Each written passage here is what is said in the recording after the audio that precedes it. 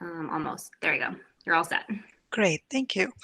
Well, thank you, Lisa, and thank you all. Hopefully, we're getting at least a couple more joining us. I don't know who else, but I'm Preeti Irani. I'm one of the co-chairs. There's Dustin, one of the co-chairs of the Data and Best Practices Work Group. And so maybe we can just go around. This is going to be a fairly interactive meeting. Uh, so we'll go around, just introduce ourselves. We know we kind of are familiar with us because we've been at several meetings. So if you could just, Lisa, maybe just you want to introduce yourself? Sure. I'm Lisa Stevens. I work for the town recreation department, and I help with the IT department, some of their stuff that they need help with. So that's me. And I'm not super techy, so unfortunately for you Good guys. enough for us, Sorry. though. Thank you. Sorry. You do good. Yeah, Margaret, Thank you. you would you introduce yourself? I'm Margaret Brennan. I'm talking to you from Lyndhurst, Ontario, and glad to see you tonight. Thanks. And Sabrina. Hi, Sabrina Seeger, Niskayuna resident, and also a member of the Racial Equity Task Force Great. and work group. Yes, the newest member, Dustin. Hi, I'm also a Niskayuna member, and yeah, I guess that's it. Hi. Looking to get started, and I had a long talk with Excellent. Preeti between these two meetings, so I'm looking forward to this. Yes, so great. So let me just do a quick kind of intro, and we'll just jump into the discussion. Let's see. Oh, I have to share my screen first. Sorry. So let's see. Oh, here it is. Uh, how do I share my screen, Lisa? Oh, there it is. Sorry. The arrow Yeah. at the bottom. It's a new. They changed Window. it. Yeah. So let's see. Okay, and I'm going to start the slideshow. It's just a couple of slides, and then we'll get started. So you can see this, the slide, right? And so this is going to be a brainstorming activities kind of focus. So and I was trying to think of something that will capture the theme of our meeting, and this one was perfect, from Representative John Lewis, who said, "Never ever be afraid to make some noise and get in good trouble, necessary trouble." So that's what we're getting ready to do, you know, get into trouble. So with brainstorming activities. So usually what I do is do the review, and then we spend some time brainstorming, talking with Dustin.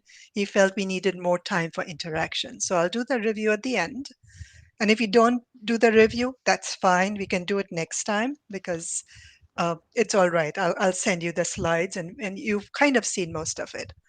So that's what we'll do. The town, I think Governor Hochul said public meetings now can be remote. So, oh, here, I keep changing it and I used an old presentation. Our October 13th will be virtual, not in person.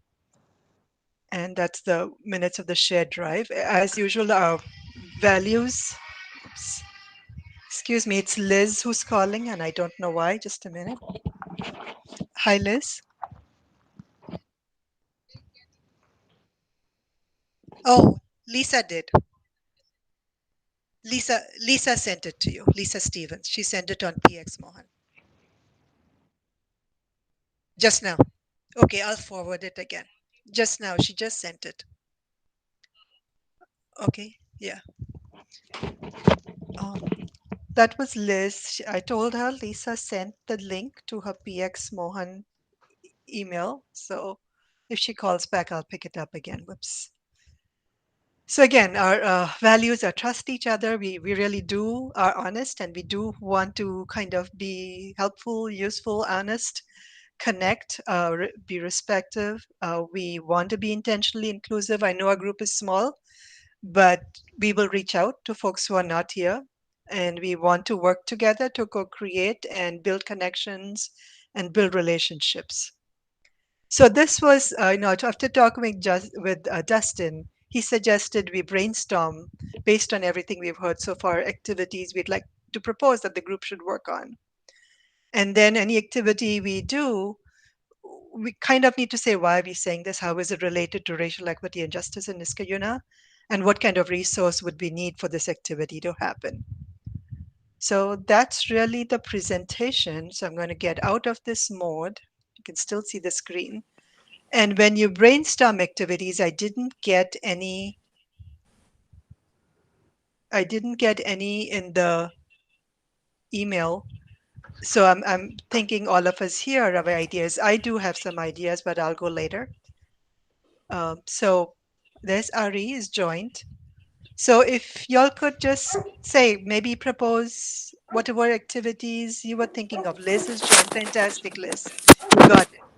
So we are now jumping right into what would you like to see happen as part of this racial equity and justice task force. If it's something that the task force should do, we can forward it to them, but just let's brainstorm any activity.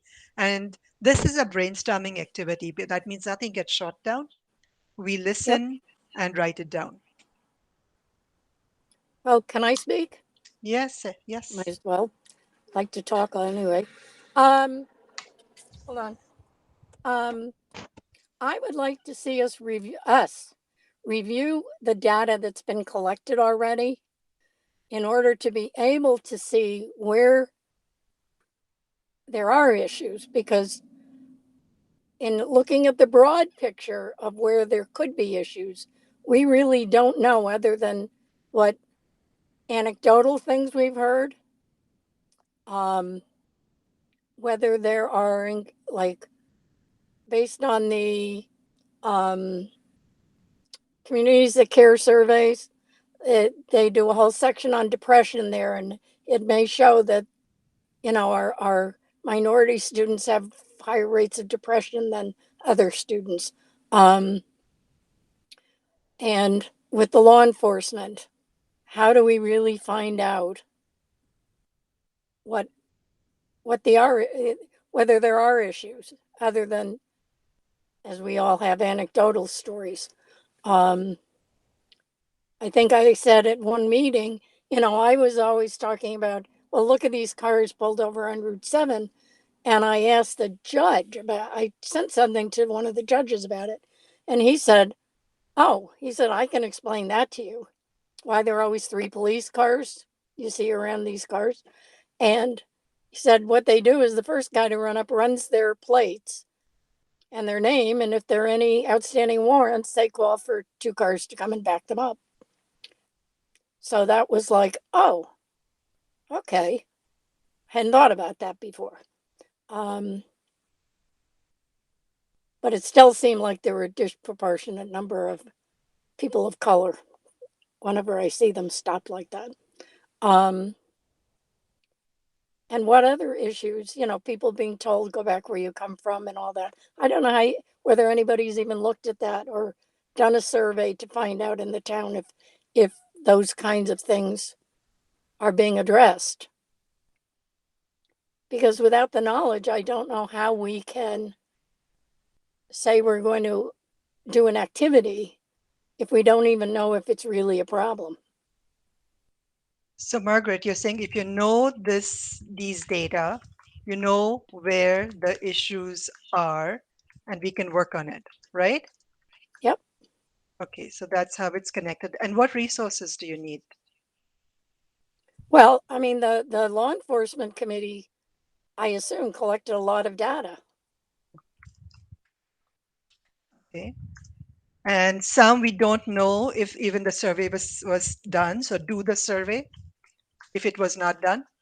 Maybe do a community survey. The communities that care survey is done every other year in the high school and the middle school. Okay. All right. So this is a good start. Somebody else wants to go next? I had a pretty similar idea, so maybe I'll just sort of Yeah. add some bits to this. Mhm. Because I agree that I think we can't necessarily move on to work on things until we know what to work on. And this is some great ways of figuring out what to work on. But maybe also looking for input from specific organizations and groups, both inside Niskayuna and from the region, since we know that a lot of interactions, at least with police in Niskayuna, are for non-residents.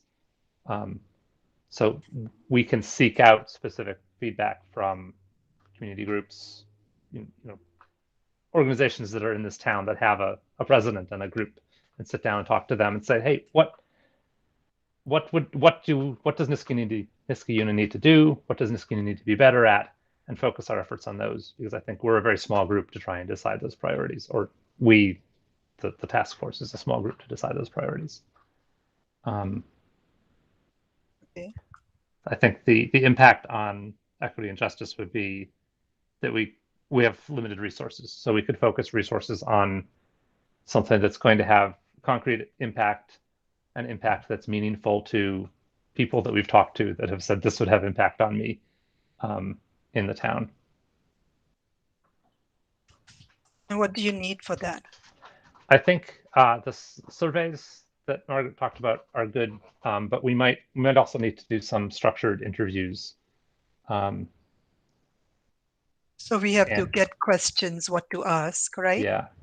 And I think the complexity mapping process that we went through, my understanding is that there's sort of a body of literature there on how to do that with the community, and what do those interviews look like? What kinds of questions are you asking? How are you interacting with people?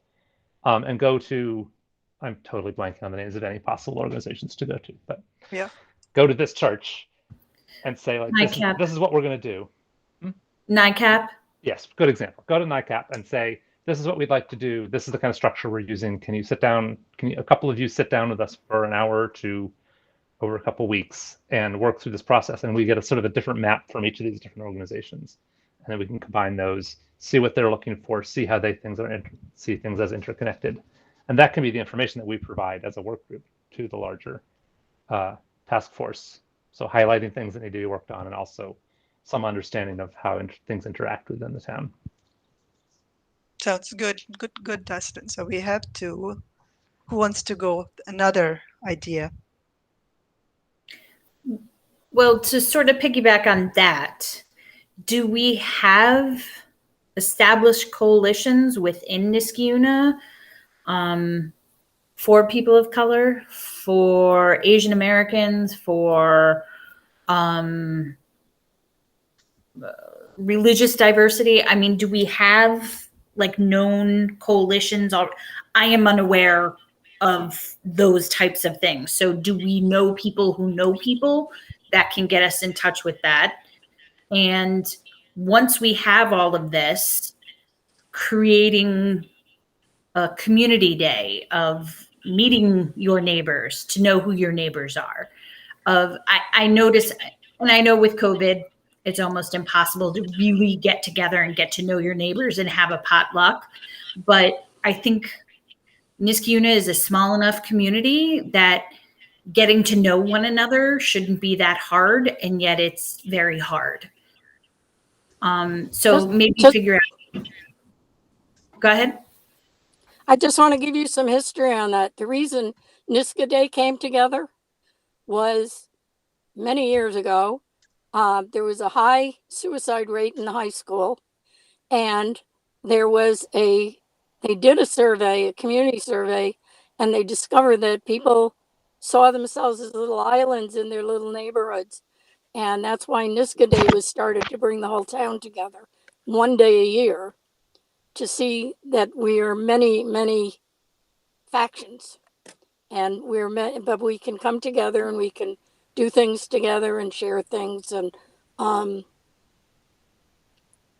I think I don't know that it accomplished getting to know your neighbor, but it certainly gave people a sense of community.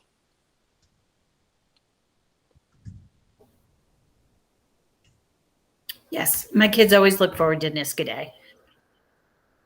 So, Sabrina, I get it. You kind of want to create the connections and relationships Well, in a sense of, to create a starting point for that. I think yeah.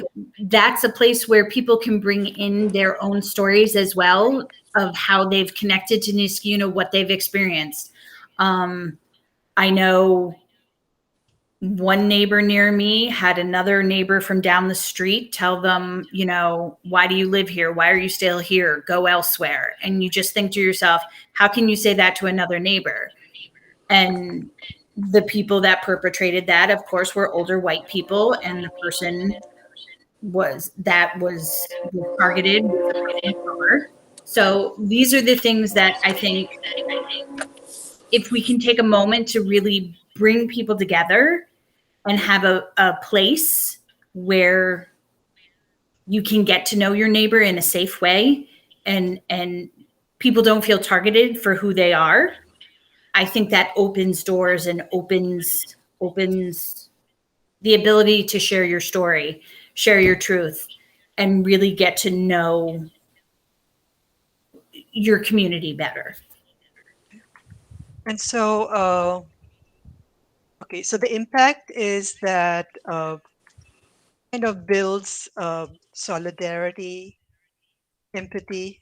I'm just putting here, right? Connections, people helping each other.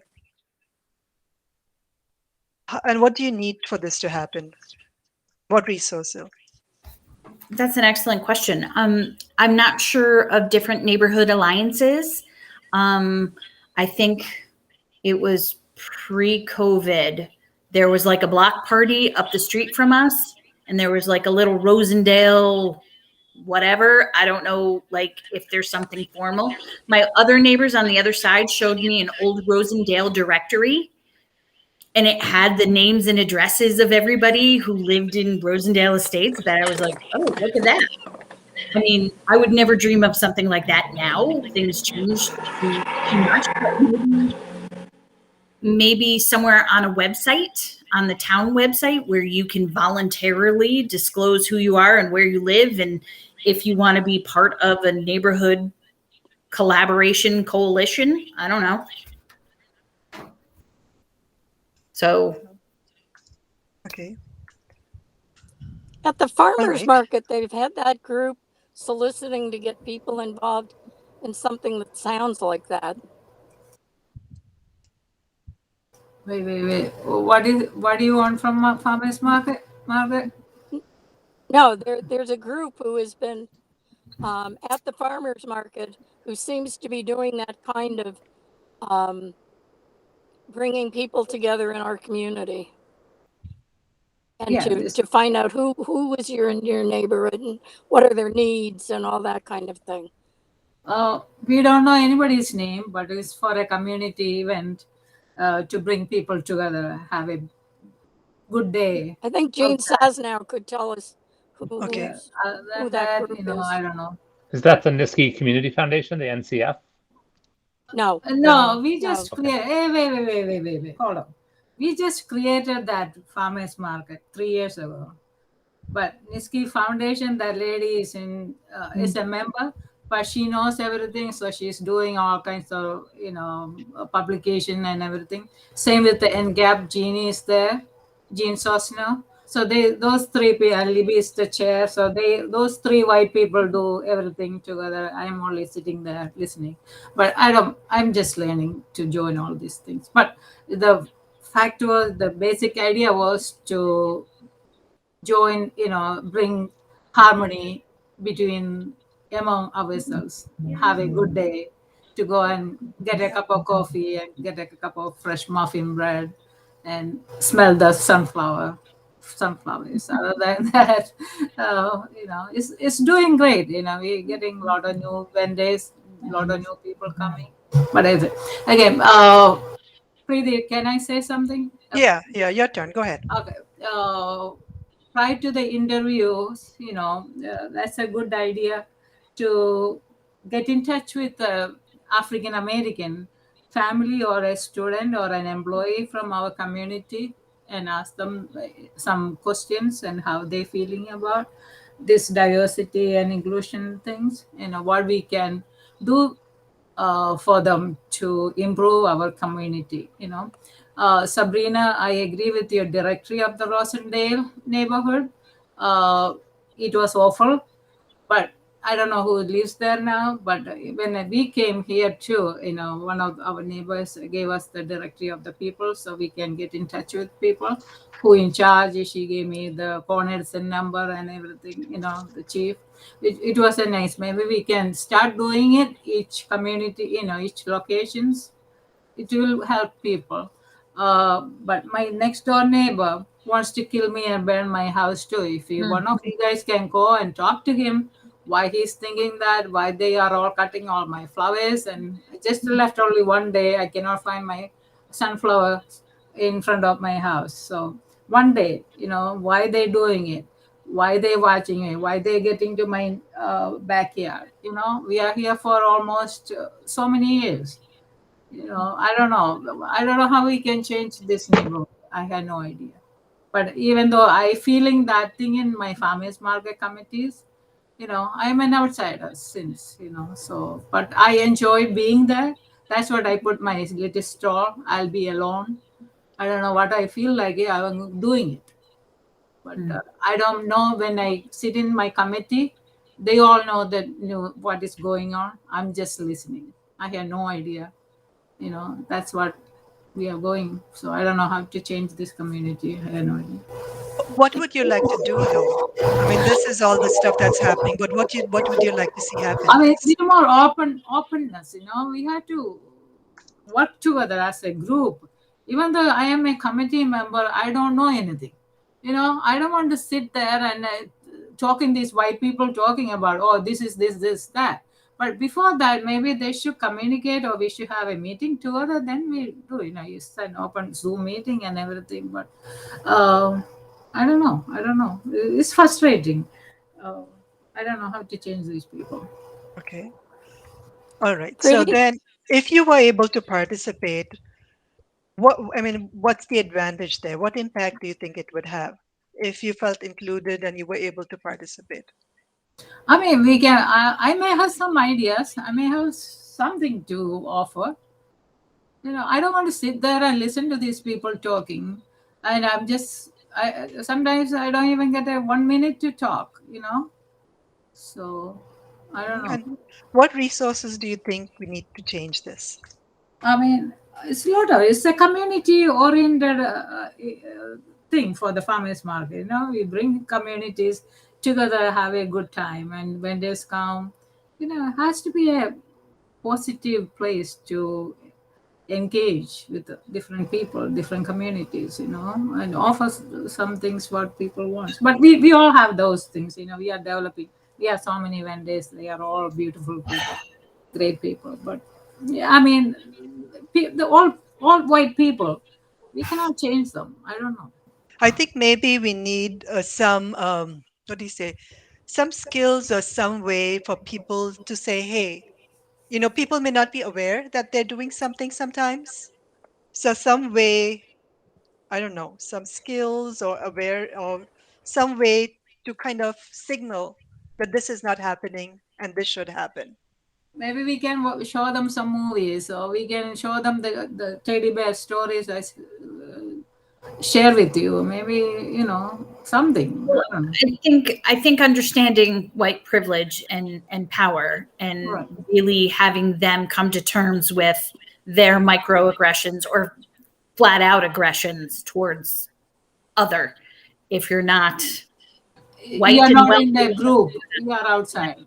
You are an Yeah. outsider. It doesn't matter how much education, how much money. I don't have any of those things, but I'm only just a human being with a nice heart. I'm very proud of saying that. But other than, right. So I do think some power and privilege understanding, especially for people who consider themselves a majority culture. I think that might go a long way in opening people's minds. I mean, I do agree. I think there's many old white people in this neighborhood that we've moved into that are set in their ways and they're just not changing. But offering a chance to come and grow and learn. I think students within Niskayuna are all about that.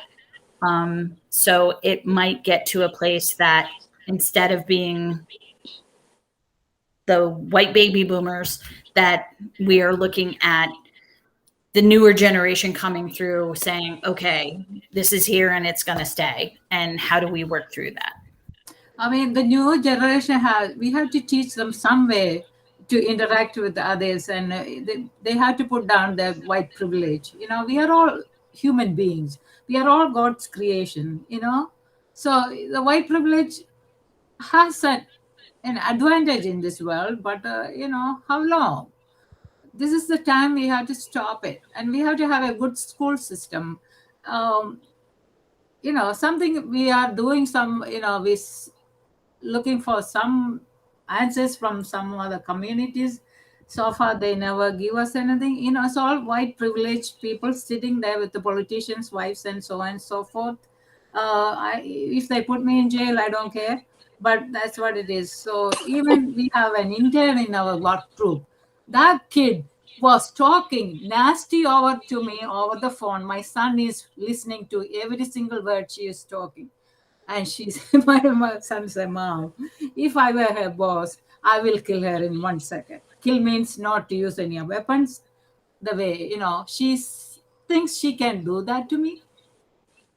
Because I know I'm not a white privileged girl, women, but it was discouraging. It's a girl, it's a high school student. She has a long way to go in this world. She has to learn how to interact with others, how to behave in this world. Who's going to teach her if the current situation is not going to change? Where is the teachers? Who is hiring a good teacher in this school system? We have to have a good school system to teach these kids. We cannot teach it. Our time is over. Whatever we have left, we are trying to do something, but the white privileged people are not going to help us to do this. Well, I want to come in and tell you the experience I'm having at St. Catharines. Our social justice committee started a racial justice subcommittee. And the first thing we did was had a panel discussion through Facebook or someplace. And we got a young person of color. We got an old woman of color, my age. We got a middle-aged man. And they talked about their experiences growing up and living in Niskayuna and being members of the parish. And Dr. Horton helped us with that, I think.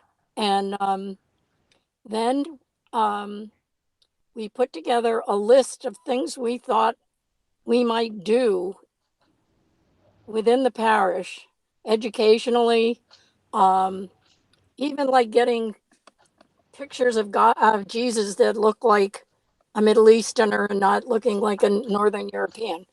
And we presented a huge long list of things to the pastor.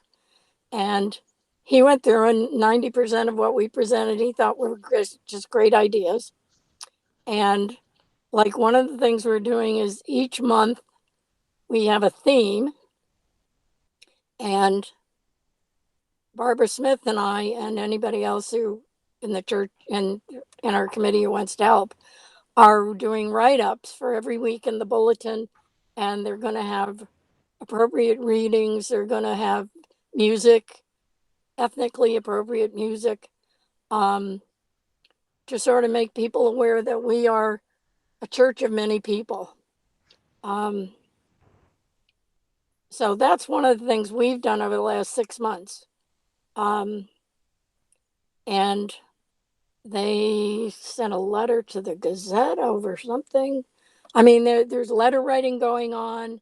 They're trying to set up an exchange with a black minister to come and speak at all our masses, and we'll go visit their church and that kind of thing. So there are ways of doing this that puts a lot of things into action fairly quickly.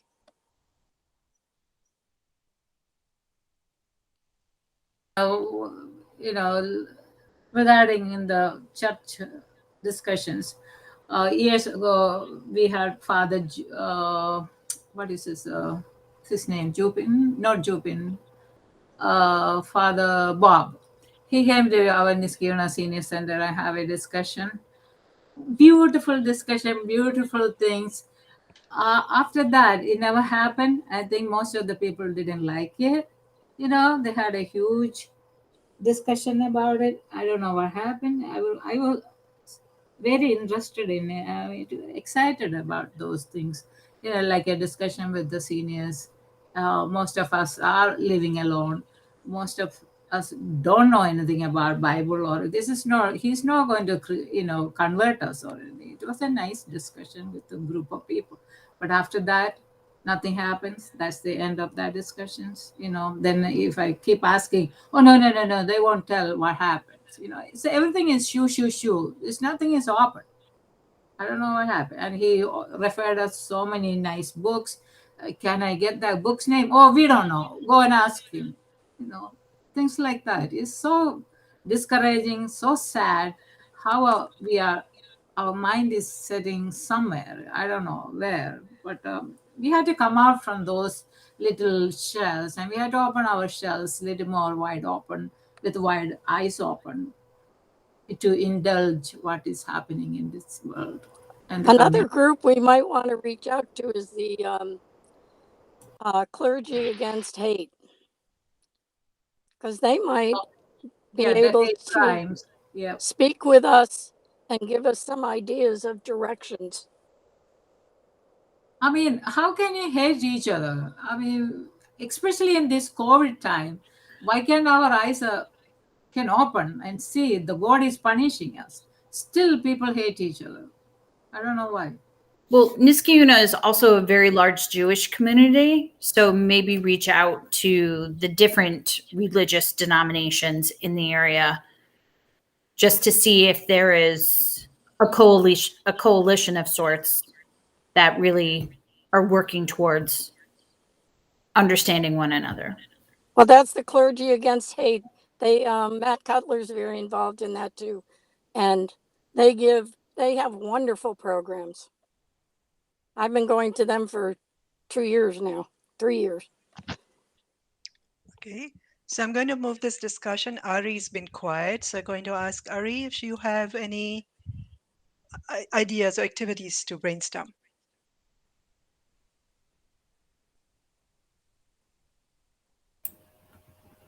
I think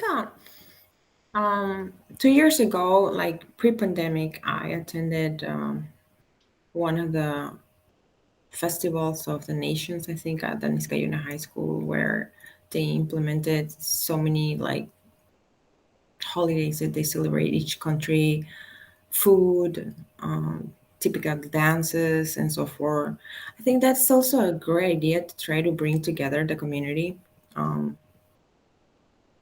Like if we can do that like outside, like in the community rather than just the school, that would be great. I mean, we all come from different parts of the world, so I don't think that would be that difficult. But also to see if like we have a Niska Day, right? I don't know if other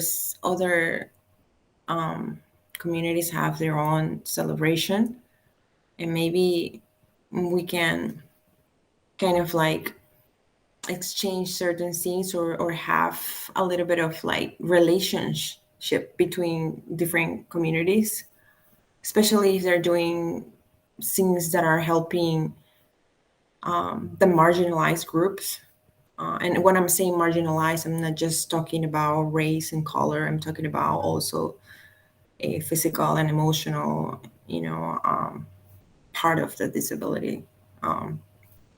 So that's kind of like my 2 cents to bring to the table.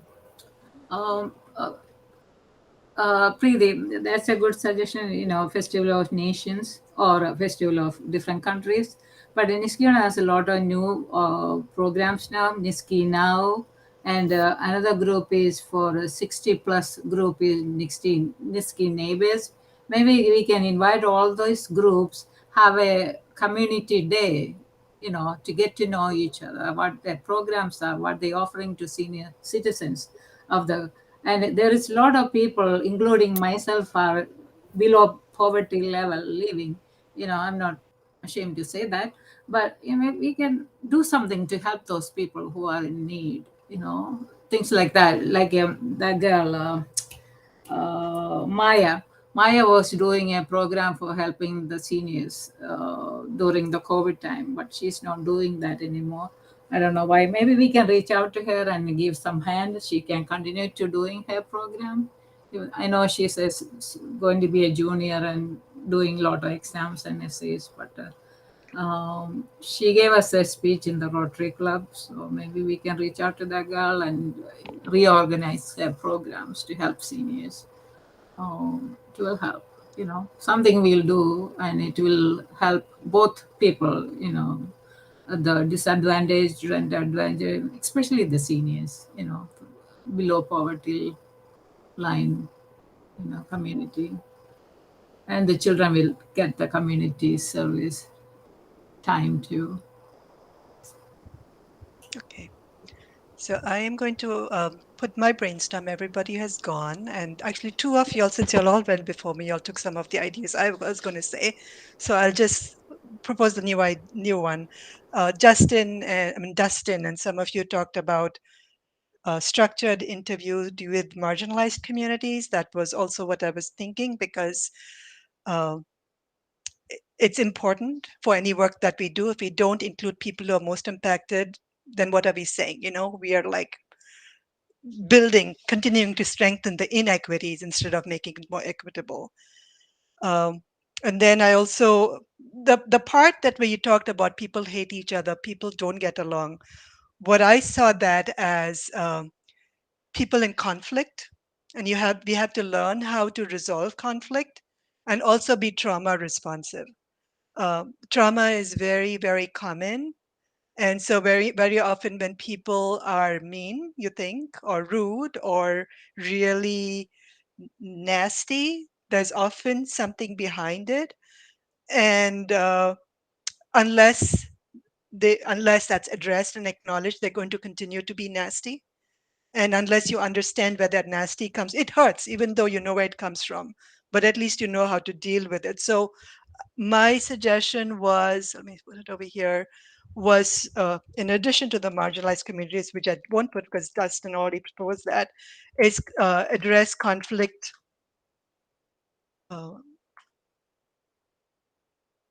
conflict resolution and trauma responsive, and be trauma responsive. And the impact is, if you address conflicts rather than not be open, and you are trauma responsive, you're going to get more support. You're going to build more support. Now, this is very hard work, I have to tell you. People, if you don't address it, it can almost come across as abusive, but it needs to be addressed. And so it's difficult while you're doing it, but and we need help with that. But there's lots of guidance on how to do that. Schools can do that. Workplaces actually should do that. Healthcare should do that. Big police should do that. Because if it's not done, then people who are traumatized become more punitive. Their punishments can be really harsh. And if you don't understand somebody who has been traumatized, you re-expose and re-traumatize them. So there's lots of reasons. It's very common. So that was my one that was kind of talked about, but I kind of wanted to say that. And to do that, we have to study. There's so many resources. How are we going to do it? We'll have to figure it out. And we cannot do it as a task force, as a work group. We need help outside. So some of the groups you talked about, Clergy Against Hate, or what those groups, they have facilitators who can help us. So that was one area. The other part is, a lot of you talked about community kind of responses.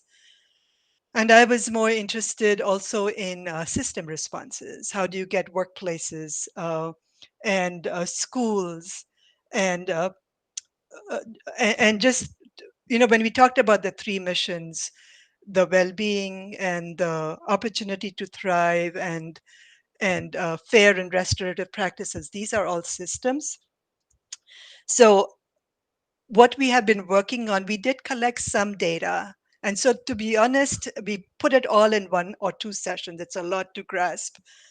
But if we can develop a clear dashboard, for me, that was the other thing, that if it takes if it takes a while to do this, but if we can create a dashboard which shows where we are in all these areas, that will help us figure out where we are at. So for example, you said, we don't know if the survey, like whether we belong, has ever been done. It's not been done. But there are people who have done those surveys and we could do it. But when I say we can do it, if you want to do it well, we'll need some funding to do it, because you just can't put it on the internet and people respond, then you don't know who's responding. People who like respond, but maybe you want people who are not responding to respond, right? So so oh yeah, so I'll say a dashboard and a survey of belonging or well-being. There is an institute that uses a survey which we can look at and talk with them, and I think they would let us use it. But still, to actually implement this survey, we may need some resources, a dashboard that helps us assess progress. So those were the 3 things. And of course, you already said marginalized, so I'm not putting it there. So when I say how does this impact, with addressing conflict resolution and trauma responsive, it builds more support in the community, within the work group, within the task force. When you do survey of belonging and well-being, that's one critical data we don't have and we should have. And the dashboard, it'll help us assess our progress. It'll help us understand what we are doing and what we are not doing. And again, build engagement. So those are the 3 areas that I was suggesting. Okay, so let's see. Oh gosh, I'm talking more than it's hard to talk and write. So impact, I'll just put quickly, is build support and clear vision, direction, and resources we need is contacts, coalition contacts, study groups to do interview, to decide on survey and into structured interviews, and group to develop the dashboard. I'm just going to write this so we have the notes. All right, so any other ideas which have not been discussed so far? You brainstorm these activities. Yes. Yes, Margaret. She never is quiet. In my field, which was substance abuse prevention, I would go into communities, and the goal was to unify the community in the area of substance abuse prevention. And we did surveys. There are really good surveys out there. But another thing is through the Community Anti-Drug Coalitions of America, they have booklets. And the first booklet is sort of how to get started, where you collect data, you evaluate the data, then you make your decision about what are the areas you need to address. And I was thinking maybe what I would do is see if I can, those booklets are online, but I can see what they look like today, because of course I've been retired for 11 years. And if it is still the way it was, I will cut and paste and send you the link to read that. And the other place is out in Colorado or New Mexico somewhere that has surveys. And what we did was we went out and talked to key leaders. We did key leader surveys, but they can be adjusted for regular people. And basically ask them, what do you think are the main problems relating to substance in our community? And this, well, what are the main problems in our community in relation to racial issues? And then go on, and the questions go on from there. And And it was one of these things where we were trained, you don't give your own opinion, you don't interfere, you ask a question, you write down the answers or tape them and transcribe them, and the committee looks at the results. It's not like one person doing it, so that you can't inject your own thoughts and opinions into it. And it was really great. It worked great. I mean, we took Hoosick Falls from being the highest substance using community in Rensselaer County to being the lowest in about 5 years, which was amazing. Any other activities before we move on?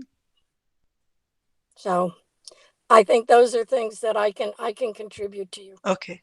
at this Yeah, I point. just want to jump Dustin? back to we were sort of talking about potential for education earlier on, and then before I could get in, I got disconnected. So I apologize if this is redundant. But one of the education options we may have is not necessarily targeting the people, the old white people, or the people that are sort of the problems, but the large middle ground of folks in Niskuna who are sympathetic but maybe don't know what things are in Niskuna, or are sympathetic but don't have the tools to be able to do conflict resolution or to help with conflict resolution. I would want to know that that is something that is useful in the town before we did that, but that might be an activity that we could, a kind of education that we could engage in the constellation of other education that we were talking about. So you're saying do something with conflict resolution with the community to make sure I don't that want to it works? necessarily emphasize conflict resolution, but give people, there's a phrase, there's an advocate's journey, and there's a phrase for people that are sort of not opposed, but not really actively engaged in it. And I've forgotten what the word is, but we want to get them to the next step. Okay, so like you got a Black Lives Matter sticker on your car. How do you do that? Yeah. And there's some, like there's Kendi's books and things like that you can read. There's White Fragility. There's books we can read, but there may also be more town-specific educational things we could do around, how do you intervene when someone's pulled over on Route 7? Is it okay? Is it a good idea to pull across the street and watch what happens? Other kinds of things like that. Just help Allyship. people know how to act. Yeah, allyship. That's what I'm looking for. Allyship. Ally training. Thank you. Okay. Those were the 2 words I needed to use, and I used 100 other ones. Yeah. Thank you. Allyship. Okay. Yeah. I think Doc Horton Hayward that's his expertise. So we'll bring that up with him. And he has every Tuesday he has a thingamajig going on. So practice, with the Dennis Murphy. Community conversations. Right. And he brings different people to talk about some books. But so many things going on one day, we cannot be there all the time. So it was nice from the beginning, but he's doing a book review at Niskuna. So I don't know when, but he's doing. All right. So any other ideas that people haven't got down? I think my idea was sort of what Dustin actually summed up very nicely. I didn't get there with the execution of my idea, but that.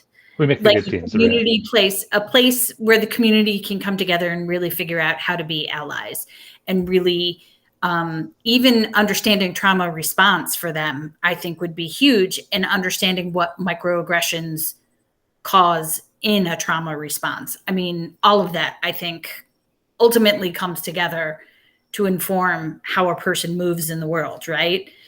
And I think having the ability for the community to come together and actually learn about those topics together so we can have much more open dialogue. Amazing. Yeah. All right.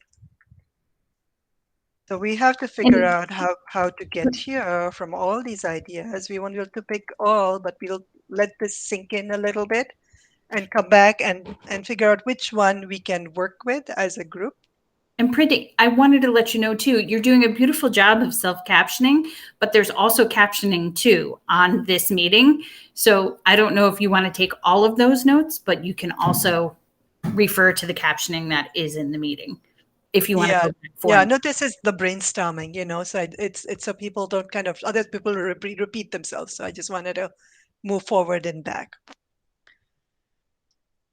All right. So what I'm going to do is keep this. We'll bring this up next time and figure out what I was hoping to do feedback loops, but I didn't. What I'll do is I'll look at what you said and come up with some really diagrams of our feedback loops. But having looked at all this, when you look at the brainstorming activities, we're looking for support, we're looking for community connections. Our feeling is that there's a lot of disconnection maybe in our community that people don't understand.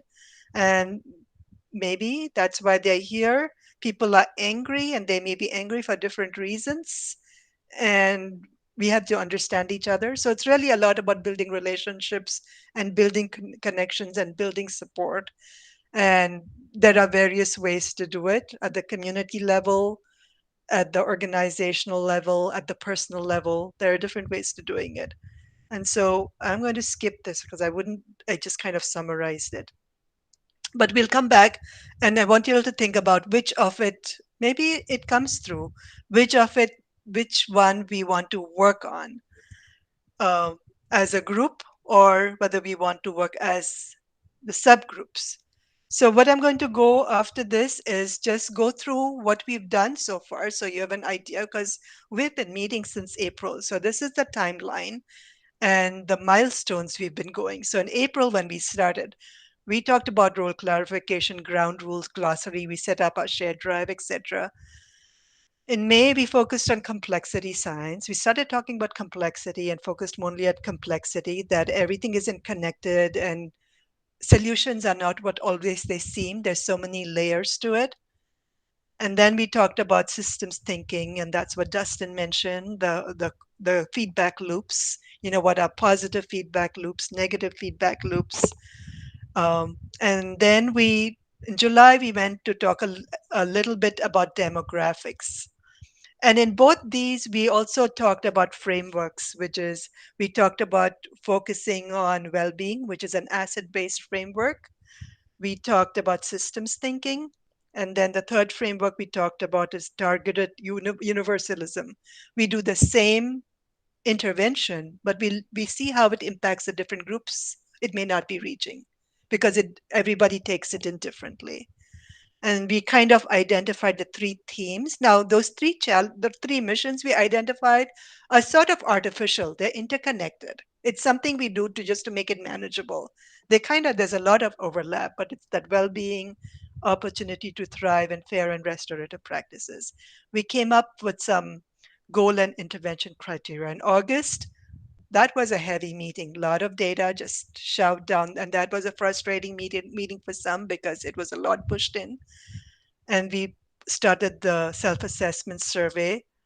And at that meeting, I'd said we'll write the report, but I backed away from it because people were frustrated by the August meeting. There was a lot of data and not enough discussion.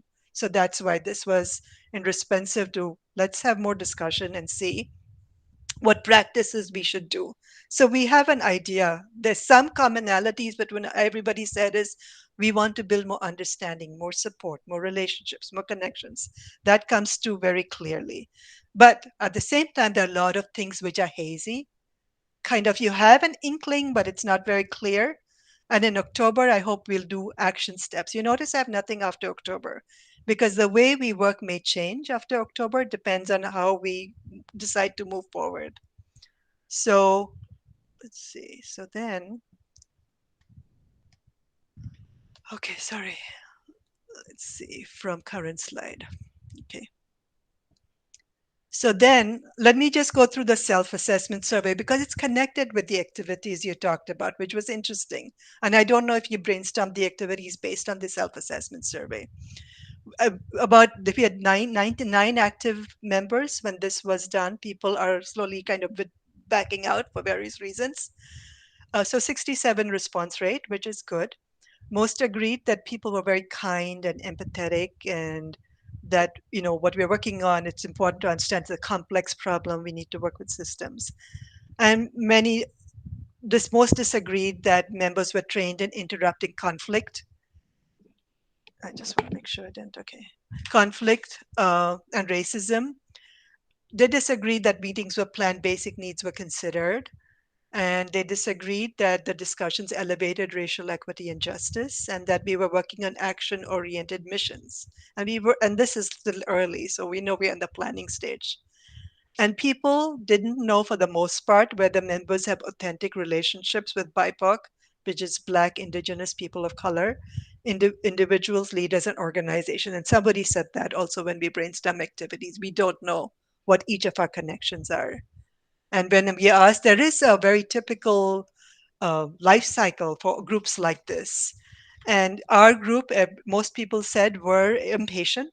We were impatient. We wanted culture fix to happen, and we wanted that to happen quickly, which is kind of a phase people go through. And then you realize it can't happen quickly, that you have to be working at it. But so anyway, and then the open-ended questions, they had quick, brief responses, which kind of told me maybe we need to discuss that more because people need to think through it. So this is what I talked about. So we have actually, Margaret, you talked about the booklet. We have actually followed this generic. It's a generic planning process. Assess the community, quantify the issue, develop a concise statement. We use slightly different words. We looked at demographics. We looked at this kind of demographics. We came up with the grand challenge and the missions, which is like a concise statement. And we've been, at least I have been, and some of you have been looking at literature, but it's not clear. It's not enough. We did like what you call the tourist, the quick sampler, appetizer plate, and now we need to get the ideas more clear. So, okay. So this is what I try to think. What do we need to do? Now I was thinking of how do we know whether you're progressing? So there are these two areas, no matter which mission we're interested in, it's important across all these missions. When you talk about marginalized communities, the inclusion, when Liz talked about feeling an outsider, not being included, how do you feel included? There are specific ways you can do that. And so, for example, if I don't know, have any of you read the police report? Any of them, the audit, the community report, or the synthesis report put out by that town? Anybody read it over here in this group? Okay. I have read all three reports. I actually did comment on the first one, which was the audit by the consulting company. So my question to you is, would you guess how many people who were deeply impacted were interviewed for any of those three reports? None, right? Zero. 86% of the people were not in Niskayuna. And actually, when we commented, my sons and I read the report and we gave a comment, we said the weakest part of the report is nobody who's been impacted has even been interviewed. And I said, I can understand because this is done in a hurry because the governor didn't give people a lot of time to write these reports. But I said, without that, the reports are incomplete. And I was hoping it would at least show up in the synthesis report, but it didn't. So that's one of the things we have to encourage, that report is not complete without getting the input from people who are, so that's where the inclusion is important. And that's where it's good trouble to bring up those questions. It's an uncomfortable question, but it's a question we need to bring up. And it's the same with any of these groups. So for example, the group I'm most interested personally in working in is opportunity to thrive. I think economics is very important. It gives people a lot of dignity, a lot of voice, and everybody needs that and so again, for this part, all of them, inclusion is important. So the interview part and how we interview them is important. And then there are some demographics related to inclusion which are available in the school. So the ones that are highlighted are ones not available. So for example, in school, the third grade English and sixth grade math, that was something indicators used by the cities who are doing this equity dashboard. It's available, but by race and ethnicity, we need to talk with the school because that's not available. But I was thinking if they can do AP by race and ethnicity, they could do reading and math by race and ethnicity. And they can also do it with children by special needs, true. But that's over here. They So also could do it by English as a second language, they but I don't could. think the district actually tracks half of those numbers. So we can have that conversation with them. What do we track? And that's a place to start. The other place where you talk about conflict resolution, trauma responsive, that's also is important for all three areas. This is a relatively new piece of research. So again, in the police report, they talked about the wellness for the police community. And I looked at the wellness program that they talked about for the police, which is very important. But I did not see again how it teaches enforcement officials to address trauma, their own trauma, and trauma in the community. Just So, going into the police station is traumatic if you're yeah, blind. There's no braille anywhere. There is no means by which a deaf person can communicate effectively because it's all phones or printed English signs. There's no signage that is universally understandable. There's no pictures. There's no icons. There's nothing. so we need to So bring up this one question. second, Yeah, Liz? Sabrina, if you go inside, they think we are all cones and they have the actions, their interaction with the facial expressions and so on and so forth. So very intimidating and that things. Preeti, I have another meeting, so I'm going to excuse. Okay. Okay. All Thanks. right. Thank you. All right. So these two things, if we want to work, all three groups can work. Now, the fair and restorative practices. One of the task force groups that's working on it is public safety. So if anybody's interested, I would put you in touch with John Lemelin. He's the person. Liz and Dave are kind of working in this area, but I have to talk with Dave. He's not been part of these meetings. And Liz kind of knows. Liz especially is very interested in working with the senior community. So that's the group. And nobody's working here. And that's the area, like I said, I was interested. And I don't know if Arinka also may be interested, but Arinka, I'm any here. of these. Okay. So pick one of these groups because we could work. If you're working at all these three groups, we need to get the co-chairs of the groups involved.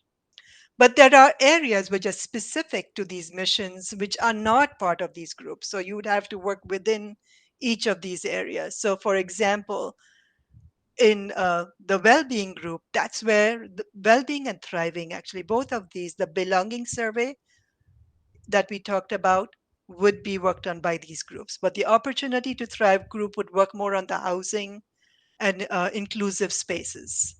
And the fair and restorative practices would, work on restorative practices and the ecosystem that makes it kind of enables people not to commit crimes or make mistakes.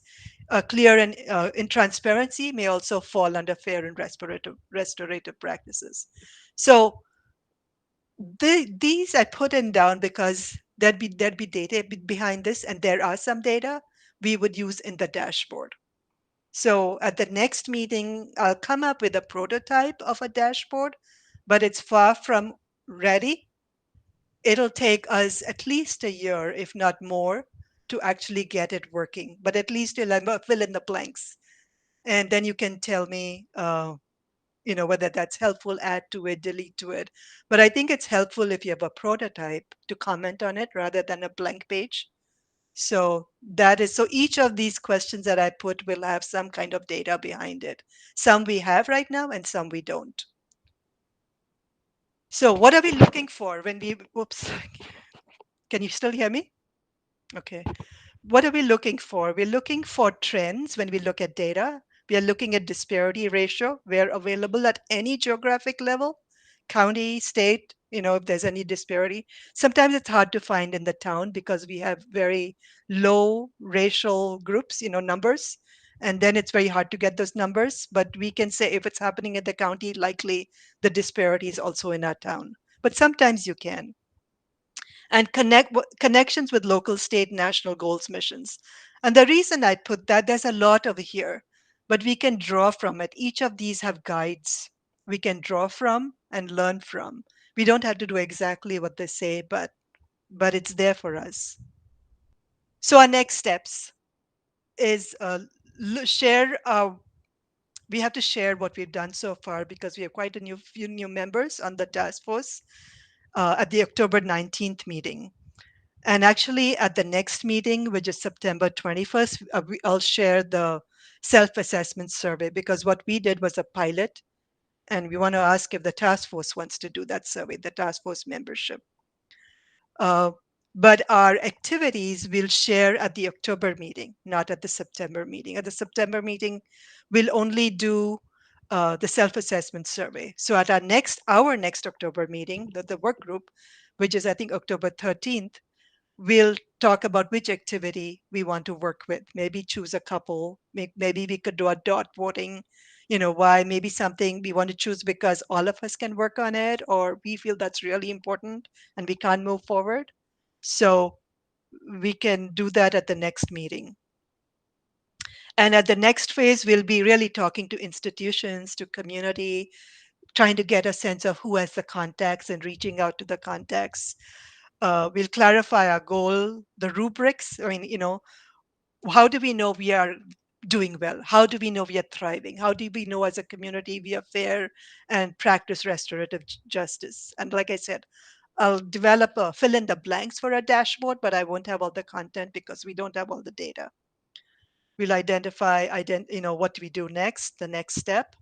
And phase two, so the question for you to think about, not answer right now, but maybe we'll discuss it at our next meeting is how do we want to work?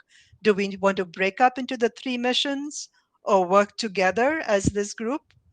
We'll reach out to institutions and communities to fill gap, clarify information, set baseline. I'm kind of open, these are all question marks. And that's what we'll discuss on October 13th. So I will tidy up what I brainstormed and maybe we can vote on it at the next meeting and decide how we want to move forward. It will be virtual because the town said we will be virtual until January. That's what the governor signed the order. So what do you think so far? You think this is reasonable that we let these activities sink in and then decide which ones we want to work as a group from next meeting on? Or do you have an alternative way of working for this? Yeah, I'm fine with that. Okay. I feel like the answers to which activity we pick and the results of initial work on that activity would dictate a lot of the next steps. So maybe the next steps you've laid out here are a possibility for a way we could work, but we may find out that having selected among these activities, our next steps look very different. Yeah. So it's still a question mark, and that's what we will answer at the next meeting. Yeah. So to decide on these, which activities to do, what do you think we should set? We have a criteria. Do we set a criteria and vote before the meeting or vote during the meeting?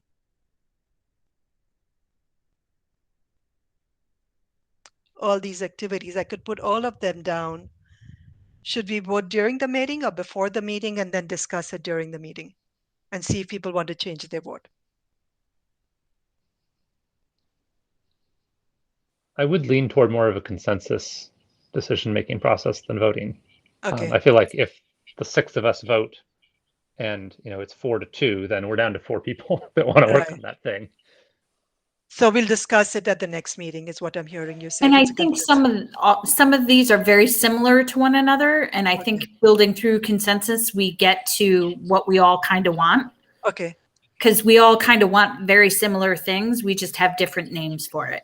Right. Okay. Yep. All right. So we'll try and figure out at the October meeting. I'll send this out, think about it, and then we can discuss at the October 13th meeting where we want to go and how we want to go. And then we present what we've done so far at the October 17th meeting of the task force. And there may be more, the newer members of that task force may want to join us or may not want to join us, but I'll open it up to them. So by then they'll know what we're doing. Well, it would be All right. nice if some of the people on the mailing list would get back involved. On our mailing list, some of them have been kind of backed out. I knew Rita had something in October. She told me she was going to step back in October when she joined. Marina, for example, is part of the police implementation group, and she stepped back because she's got busy with that. John also has stepped back because he's gotten, so people have their own reasons. They've just got busy. And that happens Yeah. a lot with this group. And that happens with volunteer groups, which is all right. If it's a small group, we know we're a small group and what we can do and what we cannot do. I suspect that as we get down to concrete tasks, that some of those people, we can either reach out to specific people, or there are certain things John may know or so on, can reach out to them, but also just sort of saying, here's what we've got to do, might be a chance for more people to rejoin when they have a concrete Yeah. task that they feel like they're empowered to take on. I agree, Dustin, because some of the people I know, they just wanted to be doing something, and that's why they backed off. So, Yeah. All right. Okay, then. That's about it for now. We will talk at the October meeting about what we want to do. All right. Well, thank you everyone for being so great. patient. We'll get back in October 13th. It'll be a virtual meeting. Okay. Nice Thank seeing you all you. Bye. again. Yeah. See ya. Bye. Good night.